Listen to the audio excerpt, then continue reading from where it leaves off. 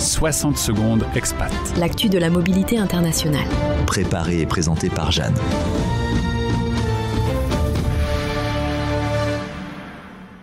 On parle beaucoup de ceux qui quittent la France pour vivre ailleurs, mais on parle beaucoup moins de ceux qui, un jour, la découvrent pour la première fois, alors qu'ils y sont pourtant nés, du moins administrativement. Ce sont des enfants de Français expatriés, nés et élevés à l'étranger, qui mettent pour la première fois les pieds en France en grandissant.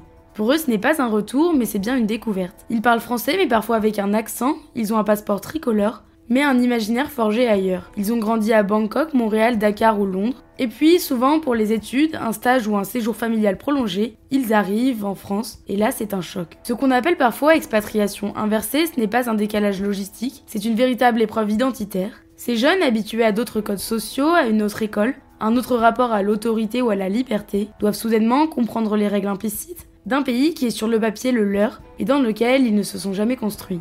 Les différences culturelles sont parfois subtiles mais déstabilisantes. Le tutoiement ou le vouvoiement, la manière de prendre la parole en classe, le rapport à la hiérarchie ou aux espaces publics. En France, tout semble un peu plus formel, plus centralisé, parfois plus critique. Et cela peut créer un malaise profond, celui de ne pas se sentir assez français dans un pays qu'on est censé appeler chez soi. Mais il y a aussi une richesse immense. Ces enfants arrivent souvent avec une grande capacité d'adaptation, une curiosité naturelle et une ouverture d'esprit qui les distingue.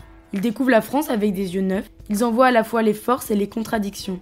Certains sont fascinés par la vie culturelle, la liberté d'opinion et la diversité des régions. D'autres sont choqués par le poids des normes, la complexité administrative ou le manque de spontanéité dans les interactions. Pour les familles, l'enjeu est souvent de préparer cette arrivée, car si l'expatriation est souvent accompagnée, le retour ne l'est presque jamais. Or, il peut être tout aussi déroutant. L'enjeu, c'est donc d'accepter que découvrir la France, même quand on est français, peut être une expérience profondément dépaysante. Et qu'il faut, là aussi, du temps, de l'écoute et parfois un peu de pédagogie. Car pour ces jeunes, l'identité ne se joue pas à un drapeau, mais dans une mosaïque de repères souvent contradictoires, et c'est ce qui fait toute leur richesse.